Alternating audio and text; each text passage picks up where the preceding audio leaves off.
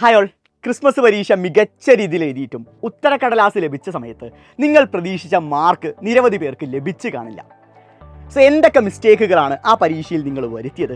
Model എക്സാമിന് അതൊക്കെ എങ്ങനെ നമുക്ക് റെക്ടിഫൈ ചെയ്യാം?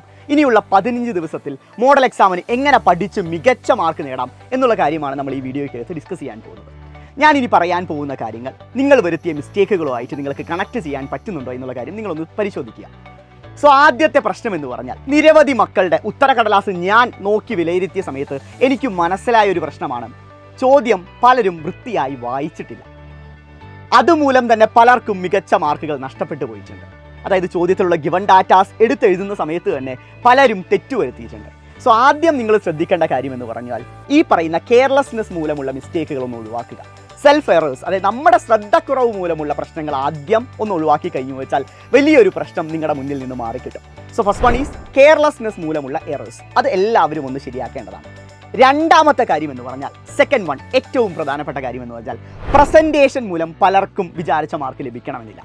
നിങ്ങളുടെയൊക്കെ മനസ്സിൽ ആ ഒരു ഉത്തരത്തിന് നിങ്ങൾക്ക് ഫുൾ മാർക്ക് ലഭിക്കുമെന്ന് നിങ്ങൾ പ്രതീക്ഷിച്ചിട്ടുണ്ടാവും. പക്ഷേ ടീച്ചറിൻ്റെ പോയിന്റ് ഓഫ് വ്യൂവിൽ നോക്കുന്ന സമയത്ത് അതിന് മുഴുവൻ മാർക്കിനുള്ള കണ്ടന്റ് ആ കുട്ടി പ്രസൻറ്റ് ചെയ്തിട്ടില്ല എന്ന് ടീച്ചർക്ക് തോന്നാം. അതിന് കാരണം ഒരു ഉദാഹരണം പറഞ്ഞുതരാം. ഒരു ഡെറിവേഷനാണ് ഇയാൾ എഴുതുന്നതെന്ന് വിചാരിക്കുക. ഒരു ഡെറിവേഷൻ നിങ്ങൾ എഴുതുകയാണെന്ന് വിചാരിക്കുക. നമ്മുടെ മൈൻഡ് സെറ്റിൽ എന്താണ്? ഡെറിവേഷൻ ഓരോ സ്റ്റെപ്പുകളും പ്രോപ്പർലി എഴുതിയിട്ടുണ്ട്, ഫൈനൽ ആൻസറും എഴുതിയിട്ടുണ്ട്, എനിക്ക് മുഴുവൻ മാർക്ക് കിട്ടും.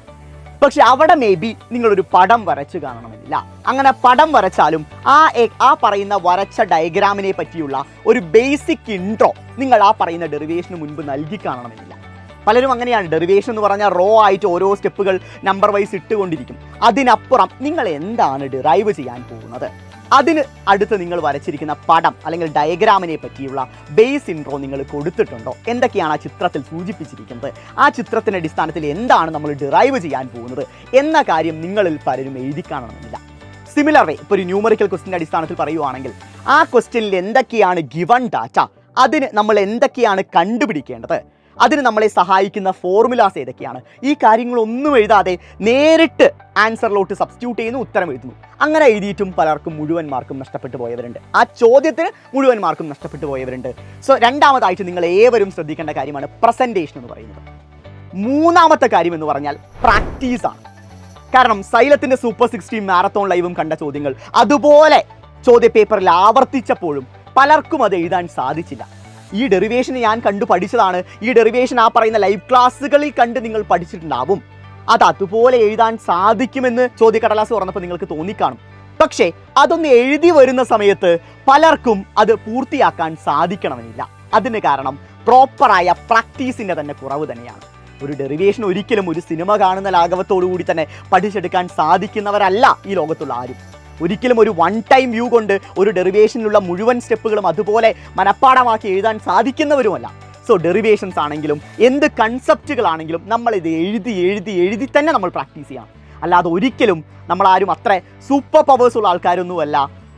എല്ലാ കാര്യങ്ങളും ഉടനെ തന്നെ മനസ്സിലാക്കി അതുപോലെ ഉത്തരക്കടലാസിലോട്ട് എഴുതാൻ എല്ലാവരും എല്ലാ ചോദ്യങ്ങളും, ഏറ്റവും പ്രധാനപ്പെട്ടത് ഡെറിവേഷൻസ് നിങ്ങൾ എന്തായാലും എഴുതി തന്നെ പ്രാക്ടീസ് ചെയ്യുക. അല്ലാതെ ഒരു ഡെറിവേഷൻ്റെ ഫസ്റ്റ് സ്റ്റെപ്പ് ഇതിന് നേരെ ലാസ്റ്റ് സ്റ്റെപ്പിലോട്ട് കടന്നു കഴിഞ്ഞാൽ ടീച്ചർ ഒരിക്കലും മാർക്ക് തരില്ല. നിങ്ങൾ എഴുതി തറോ ആയാൽ മാത്രമേ നിങ്ങൾക്ക് പ്രോപ്പറായ രീതിയിൽ മാർക്ക് നേടാൻ സാധിക്കത്തുള്ളൂ. സോ പ്രാക്ടീസാണ് ഏറ്റവും പ്രധാനപ്പെട്ട കാര്യം. അത് ഡെറിവേഷൻസിൽ മാത്രം ഒതുങ്ങുന്ന ഒന്നല്ല, മറിച്ച് ഒരു തിയറി കണ്ടന്റ് ഓറിയൻറ്റഡ് ആയ ഒരു ചോദ്യമാണെങ്കിൽ പോലും നിങ്ങൾ ആ പറയുന്ന കൺസെപ്റ്റ് ഇപ്പോൾ ക്ലാസ് കണ്ട് കണ്ടന്റ് സ്ട്രോങ് ആക്കിയിട്ടുണ്ടെങ്കിൽ പോലും അത് ഉത്തരക്കടലാസിലോട്ട് എഴുതുന്ന സമയത്ത് ആ മനസ്സിലാക്കിയ കാര്യങ്ങൾ അതുപോലെ തന്നെ നിങ്ങൾക്ക് പകർത്തി എഴുതാൻ സാധിക്കണമെന്നില്ല. അവിടെയും ഈ പറയുന്ന പ്രാക്ടീസിന് വലിയ റോളുണ്ട്. So the third factor is practice. Fourth one, അതാണ് കണ്ടന്റ് നോളേജ് എന്ന് പറയുന്നത്.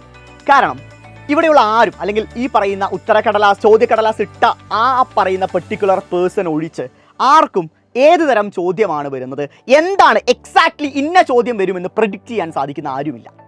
മറിച്ച് ഈ ഒരു മോഡ് ഓഫ് ക്വസ്റ്റ്യൻസ് ആണ് പ്രീവിയസ് ഇയർ ക്വസ്റ്റ്യൻ പേപ്പേഴ്സിൽ ചോദിച്ച് കാണുന്നത്. സോ ഈ പറയുന്ന ടോപ്പിക്കുകളിൽ നിന്നാണ് കൂടുതൽ ചോദ്യം വരാൻ സാധ്യതയുള്ളത്. ഈ മോഡ് ഓഫ് ക്വസ്റ്റ്യൻസ് നിങ്ങൾ എന്തായാലും ചോദ്യ പേപ്പറിൽ എക്സ്പെക്റ്റ് ചെയ്യണം എന്ന് പറയാൻ മാത്രമേ ഇവിടെയുള്ള ലോകത്തുള്ള ആർക്കും നിർവാഹമുള്ളൂ. അല്ലെങ്കിൽ ആ പറയുന്ന ചോദ്യ പേപ്പർ മുൻകൂട്ടി കണ്ടവരായിരിക്കണം. അങ്ങനെ ആരും ഉണ്ടാവില്ല. സോ മക്കളെ, ഒരേ ഒരു കാര്യമേ ഉള്ളൂ, കണ്ടന്റ് നോളേജ് സ്ട്രോങ് ആക്കിയാൽ മാത്രമേ ഏത് ചോദ്യം വന്നാലും നിങ്ങളെ കൊണ്ട് അറ്റൻഡ് ചെയ്യാൻ സാധിക്കത്തുള്ളൂ. അല്ലെങ്കിൽ ഒരു ചോദ്യം വന്നു, അതുകൊണ്ട് തന്നെ അതേ ചോദ്യം നിങ്ങൾ പഠിച്ച അതേ ചോദ്യം ചോദ്യപേപ്പറിൽ കാണണമെന്നില്ല. നിങ്ങൾ പഠിച്ച അതേ ടോപ്പിക്കിൽ നിന്ന് എക്സ്പെക്റ്റഡ് ആയ അതേ പാറ്റേണിൽ ചോദ്യം നിങ്ങൾക്ക് കാണണമെന്നില്ല. സോ അതിനാൽ തന്നെ നിങ്ങൾ ചെയ്യേണ്ട ഒരു കാര്യം, ഒരു ടോപ്പിക്ക് പഠിക്കുവാണെങ്കിൽ അതിൻ്റെ കണ്ടന്റ് വളരെയധികം സ്ട്രോങ് ആക്കി തന്നെ പഠിക്കുക. അല്ലാതെ ക്വസ്റ്റ്യൻ പോയിന്റ് ഓഫ് വ്യൂവിലല്ലാതെ അതിൻ്റെ കണ്ടന്റ് സ്ട്രോങ് ആക്കി പഠിച്ചാൽ ഏത് തരത്തിൽ ചോദ്യം വന്നാലും നിങ്ങളെ കൊണ്ട് ക്രാക്ക് ചെയ്യാൻ സാധിക്കുന്നതായിരിക്കും. സോ അത്തരത്തിൽ തന്നെ ചോദ്യങ്ങളെ നിങ്ങൾ ഫേസ് ചെയ്യുക, അത്തരത്തിൽ തന്നെ ചോദ്യങ്ങളെയും കണ്ടന്റുകളെയും നിങ്ങൾ അപ്രോച്ച് ചെയ്യുക. സോ ഈ പറയുന്ന 4 മിസ്റ്റേക്കുകൾ ക്രിസ്മസ് പരീക്ഷയിൽ വരുത്തിയ മെജോറിറ്റി മക്കളായിരിക്കും ഈ വീഡിയോ കണ്ടുകൊണ്ടിരിക്കുന്ന എല്ലാവരും. അവരൊന്ന് ലൈക്ക് ചെയ്യണം കേട്ടോ. റൈറ്റ്, ഇനി ഈ മിസ്റ്റേക്കുകൾ ഒരിക്കലും നിങ്ങൾ മോഡൽ എക്സാമിന് ആവർത്തിക്കരുത്. അത് ഇവിടെ നിന്ന് തന്നെ റെക്ടിഫൈ ചെയ്യുക. ഇതൊരിക്കലും മോഡൽ എക്സാമിന് നിങ്ങൾ ആവർത്തിക്കാൻ പാടില്ല. ഇനി അടുത്തൊരു കൺസേൺ ആയിരിക്കും എല്ലാവരുടെയും, സാർ ഇനി നമ്മുടെ മുന്നിൽ ഒരു 15 ദിവസം മാത്രമേ ഉള്ളൂ, ഫെബ്രുവരി 15 എന്ന് തുടങ്ങിയ ഡേറ്റിൽ ഞങ്ങളുടെ മോഡൽ എക്സാം ആരംഭിക്കാൻ പോവാണ്, ഞങ്ങൾ എങ്ങനെ പ്രോപ്പർലി എഴുതും എന്നായിരിക്കും നിങ്ങളുടെയൊക്കെ മനസ്സിലുണ്ടാവുക. മക്കളെ, എന്നും ഞാൻ പറയുന്ന കാര്യമാണ്, നിങ്ങളുടെ ഒരു പ്രശ്നത്തിന് നിങ്ങളെ കൈയൊഴിയും, സൈലം നിങ്ങളെ കൈയൊഴിയുമെന്ന് നിങ്ങൾ തോന്നുന്നുണ്ടാ. സൈലം നിങ്ങളുടെ കൂടെ ഉണ്ടാ. നിങ്ങൾക്ക് മികച്ച മാർക്ക് നേടാൻ വേണ്ടി, നിങ്ങളെ കൈപിടിച്ച് നടത്താൻ വേണ്ടി സൈലം എന്നും നിങ്ങളുടെ കൂടെ തന്നെ ഉണ്ടാവും മക്കളെ. സോ അത് തന്നെയാണ് സംഭവിക്കാൻ പോകുന്നത്.